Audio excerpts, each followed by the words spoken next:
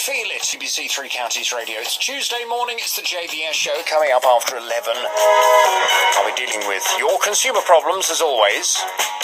But first, the government has said our aid programme to India will continue despite calls to end it. The issue has reignited this week following the republication of remarks by the Indian Finance Minister, Pranab Mukherjee, who said in 2010 that British aid was peanuts and India could do without it. He felt it promoted a negative image of Indian poverty. This week, the Daily Mail said a country with more billionaires than Britain, not to mention its own space programme, does not need our help. The Express said giving millions which are desperately needed at home to a country which neither wants nor needs the money is cack-handed economics bordering on the insane. And the argument that foreign aid can pay dividends was shattered, it said, when the Indian government decided to order 126 combat jets from the French instead of from us. We send £280 million of aid to India every year. My next guest knows exactly what it's like to live on the wrong side of poverty in India. Jillian Haslam was born in Calcutta but now lives in Hertfordshire. She's written about her experiences in her memoir, Indian English, her story of growing up in post-colonial India. I'll be hearing her story, but I'd also like to hear from you as well. I'd like your thoughts. Should we be giving aid to India? Phone lines are open, 08459 455 555. Jillian, good morning to you. Thanks so much for coming in. Good morning, Jonathan. Lovely Thank to you meet for having you. me. So why were you in India? Because you grew up were you born there? Yes, I was. Okay. Why were your parents there? My parents were there because they were born to British parents at the time of the British Raj. And both my mother and father decided to remain there at the time of Indian independence. When India was, the British were given 1 year to leave the country, many families, including my father's sister and her children, decided to return to the UK. Many families decided to stay because that's where they were born, that's what they loved, and that's what they knew. Indian independence back in 1947? That's correct. Right. So you were born there to wealthy parents or not wealthy parents? Not wealthy parents at all, because I was born much after Indian independence. And as far back as I can remember, when I was born, we didn't have a home at all. I don't remember a home except for the memory of my first home being under the steps, which is depicted on the cover of my book. But before that, we moved from friends to acquaintances, lived on people's steps, verandas at the side of their house. You lived on people's steps? Yes. What, Me and my sisters. We would consider that to be homeless. Absolutely 100% correct, yes. So as children you grew up pretty much homeless? Absolutely homeless, yes. What was the kind of financial position of your parents? Did they work or were they literally without anything? My father was struggling from job to job. He had heart attack after heart attack. They lost 4 siblings in the bargain, all to malnutrition, dehydration, and the worst. They did manage to get a small job in a place out of Calcutta, in a place called Dum Dum, where my mother was a school teacher and my father was helping. And in Dum Dum, my sister's kidnap, who was my elder sister's kidnap, was arranged by a group of terrorists. And so we had to leave home and house, every single thing we had, which wasn't much really, but it was our home and our house, and we had to move back to Calcutta and run away by night. You say your sister's kidnap was organised. You say it in a kind of matter-of-fact way. Yes. Why on earth was anyone going to kidnap your sister? Because we were in a town right out of Calcutta, which was like a village. She looked very, very different. She's obviously very fair, very blonde, very young, and we just were a complete misfit there. So did people think that you probably had money, and that's why they were planning on kidnapping her? Because no, not at all. They knew we didn't have money. They were kidnapping her for her. And it was a villager that helped my parents, informed my parents, and I have great regard for them for doing that because it saved all our lives. My parents initially thought of sending my elder sister back to Calcutta where she could live with friends. But then we were told, well, you have 2 little ones as well. So it was me and my sister Vanessa. And they could be in danger. So we all had to leave. We all had to leave in the dead of night and leave everything behind. Did all of you look different to everyone else that was in the towns and the villages? Absolutely different. Yes, we stood out like sore thumbs. Yes, of course. And were you treated differently in many different regards because of that? The villagers were very kind to us. Very, very, very kind to us. They helped us in whatever way they could. My parents could hardly speak the language, but they understood us, and they were very loving and kind to us, and they helped us to get out of there. So you then moved from that particular part. Where did you go, and what happened next? We went back to Calcutta, and we went back to living under the steps, as I've written the entire story in my book, and we lived there for, as I recall, about 8 months to a year, because my dad was again suffering with another heart attack that he got on the train back to Calcutta, where he almost stepped off the platform because he lost his eyesight. And he was at the Salvation Army, where they were looking after him free of cost. And you talk about living under the steps. Yes. Was this like, had you created some kind of home with tarpaulin? And Not at all. It wasn't that nice, actually. Really? It was a common area where there was a tube well. It was full of muddy water, full of rats, cockroaches, vermin, wet. People washed their clothes there. They bathed their kids there. And there were steps at the side, and that's all the place we could find to stay. And how did you survive? Because it sounds as if you were living in utter squalor. Yes. But how did you eat? There was a food shop actually opposite, which brings back very fond memories. There was a guy who used to sit outside the fruit shop and fry these things made of flour and cook things, and he used to just be outside on the road. And there were quite a few other food shops, but this one in particular, my sister and myself used to stand looking at him frying those things for hours. And because we used to keep staring at him, he kind of put 2 or 3 in a paper and shoved it in our hands and said, "Now get lost," kind of thing. So we took that, and we used to run away, but we used to stare at him every day. And then there was a movie theater at the side, and there was a guard, and he had a little boy who used to play with us, and he used to give his little boy some food, and we used to get there exactly lunchtime so we could share. So we managed.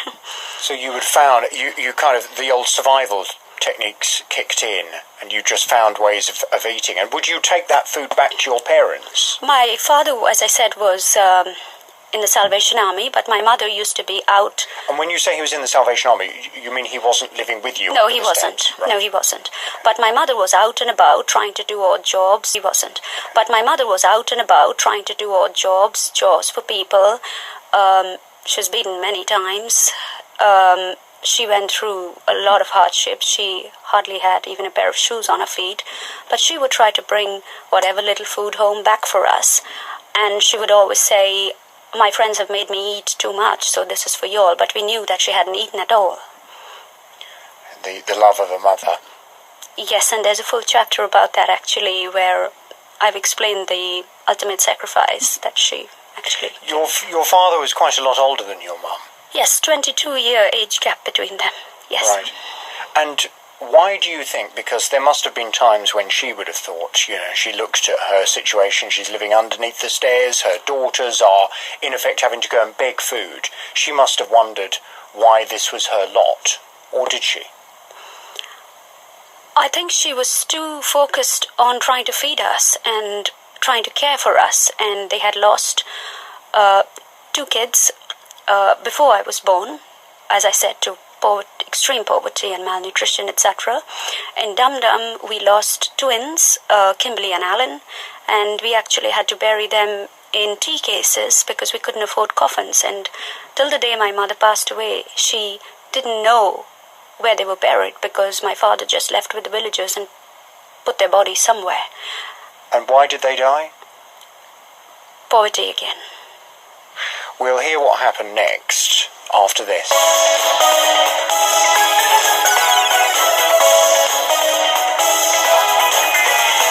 Beds, hearts and bucks travel. BBC ThreeCounties Radio. A41 running slow, just towards the Dome roundabout. A4 and 4 slow going. Beds, hearts and bucks travel. BBC Three Counties Radio. A41 running slow just towards the Dome roundabout, with the A4 and 4 slow going towards London Coney. And county public transport first come to clear delays possible Bedford to Brighton and St Albans to Sutton. Justin Peterson, BBC Three Counties Radio. Thank you very much indeed, Justin. More travel news in half an hour's time. In the studio with me is an incredible woman, Jillian Haslam. She was born in Calcutta, but she now lives in Hertfordshire. She came from extreme poverty that none of us, hopefully, have ever witnessed. But how did she end up in this country? What happened to her and her family along the way? We'll hear the rest of her story. And, of course, at the moment, this is so topical because the government have been discussing whether or not we should continue to give aid to India. And the whole idea of us giving aid to India is to try to alleviate some of the poverty, the kind of poverty that we've been hearing about from Jillian. Well, I want to hear from you. Should we be giving aid to India? Phone lines are open for you to join in with the discussion. 08459 455 555. Getting beds, hearts and bucks talking. This is BBC Three Counties Radio.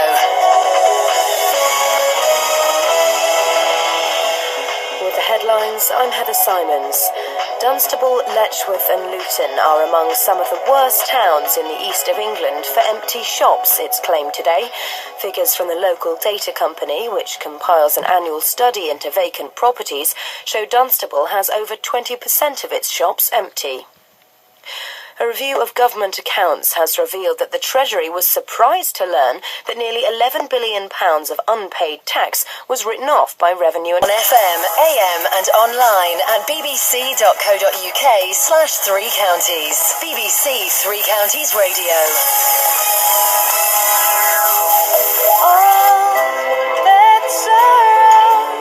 Lay your cards on the table, draw down the moon.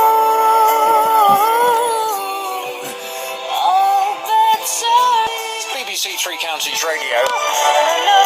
In the studio with me on the JBS show, a fascinating lady.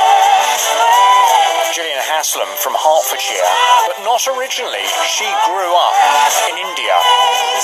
The daughter of English parents, you'd imagine that she grew up with a very privileged life. However, it was far from that. Her father was rather an unwell man, and they didn't have money, and they grew up in extreme poverty that certainly not many of us, thank goodness, ever have to encounter in our lives. Jillian, you were saying that some of your siblings actually died because of the poverty that you were living in, and I would imagine, was that down to malnourishment? Or? Yes, of course, Jonathan. It was down to malnourishment, no medicines, no money to even buy a bowl of milk. 4 of them died, and the 5th one was brought home to a little slum area where we moved from under the steps. And the doctor said to my mom, take her home because she isn't going to make it, so just have her home. And my mom brought her to this little place, which is concrete but in a slum. And no electricity. It was like being in the black hole of Calcutta. There's some pictures on the website that you can look at. It was terrible living conditions. And when my mom brought her home, she was so malnutrition that her eyes were like completely at the back of her head. She wasn't expected to live, and the doctors gave us a little white powder wrapped up in a bit of newspaper and said, give this to her every half an hour, and that's all we can do. How did you get to see these doctors? I didn't. My mum brought her home from the hospital. But and was this like a national health hospital? Oh, no, it's absolutely, national, absolutely free hospital where people go there by the thousands. And if you can't make it, you're just told so, and you take your baby and go home. And so my mom brought her home, and I remember running to the little tea shop where this man put a little bit of milk in a huge container and then a bucket of water, which was diluted. And in a steel bowl, he just picked up a little bit of milk and said, now get away from here. So I ran home with it, mixed up the little powder in the water and set an alarm clock and gave it to her every half an hour. And she lived through it. We prayed, we cried. We went through very extreme circumstances at that time because there were also like chocolate bombs falling in front of our house and things like that. And when you say chocolate bombs, what do you mean? it was a festival actually, and it wasn't done with any malice, but we were caged, we were kind of boxed in a very, very narrow lane, and our house was in that lane. And this was in like a slum? Yes, a total slum where I think 1,500 people shared 3 toilets, maybe more. And we were in this little room that there was no sunlight at all, and the passage was so narrow that they kept dropping these chocolate bombs in front of our house hour after hour. I remember holding my sister and blocking her ears, terrified myself. My parents were terrified, and we didn't expect her to live through that. But prayers, a lot of love saved her. And when I brought her to the UK, before that she was school captain. She topped the Birkbeck University here in UK. Her pictures were all over a very narrow lane, and our house was in that lane. And this was in like a slum? Yes, a total slum where I think 1,500 people shared 3 toilets, maybe more. And we were in this little room that there was no sunlight at all, and the passage was so narrow that they kept dropping these chocolate bombs in front of our house hour after hour. I remember holding my sister and blocking her ears, terrified myself. My parents were terrified, and we didn't expect her to live through that. But prayers, a lot of love saved her. And when I brought her to the UK, before that she was school captain. She topped the Birkbeck University here in UK. Her pictures were all over London, and she's beautiful, very intelligent, and a wonderful human being, actually. The frustration at the loss, particularly to your mother. I mean, for a mother to lose a child, I can't understand it, but I would imagine it's the worst kind of grief that you can ever go through. And yet your mother lost four of her children. Yes. All because of a lack of money, ultimately. That must have been very difficult for her to ever come to terms with. It was indeed, Jonathan, and as little as we were, she used to sometimes turn her back to us, and we knew that she was hurting terribly, and we used to say, "Mom, are you crying?" And she would say, no, just something's gone in my eye or something like that. And she would always come up with these excuses for everything that she felt, but she always put us first at all times. And she died of cancer eventually, very young, and her life was an entire sacrifice for all of us. She protected us to the best of her ability, and I couldn't be more grateful. As you're talking, it may well be that people are listening thinking, oh, well, this is a lady who's obviously, she's now 80, she's now 90, she's talking about many, many, many years ago. You're a young woman. This all happened recently. This is not something that happened many, many years in the past. No, not at all. So this must mean that this kind of poverty that you're describing is still a reality. Absolutely. It's definitely a reality. People go through it even to this day. I know so many families who are still living it. How did you come from living in such extreme poverty in India to suddenly living in Hertfordshire, to sitting in front of me looking well-groomed, smelling lovely, if I may say so? How did that transition happen? Many people attribute it to me having a will to go on and never to give up. And when my mom died, my dad was 80 years old, almost 80 by then. How long ago was it your mom died? Oh, my mom died many years ago, about 15 years ago. Right. And I took over the 2 little ones to look after them full time, and my dad was pretty old, so I took him. How old were you at that point? Oh, I was about 17, but I started looking after them when I was actually 8 years old. I was kept from school most of the term to look after them while my mother went out for food, so I was quite used to it. And then I went to Delhi, got a job, and then took them over full time and started looking after them and my father. Had you had any education? Yes, I completed my entire schooling and education at a boarding school that was started by the British, and I was kept home, yes, to look after them, but I still went to school and I still managed to pass. But when you were living in such poverty, how could you end up being schooled? Yes, you could, because we were in a boarding school and the two little ones were at home, and then I became a day scholar. But how did you manage to get entry to a boarding school? Because boarding schools are expensive, are they not? Good question. Yes, of course, but our school was absolutely free. We were sponsored by people who lived in the UK and America. We were never told who our sponsors were, but these were very good people who actually sponsored our education and our food throughout our lives. My mother didn't have to pay anything. And was this only available to the children of English people? Primarily, yes, but I think there were also a few Indian kids who were very, very poor who were provided with the help as well, but we were given priority, yes.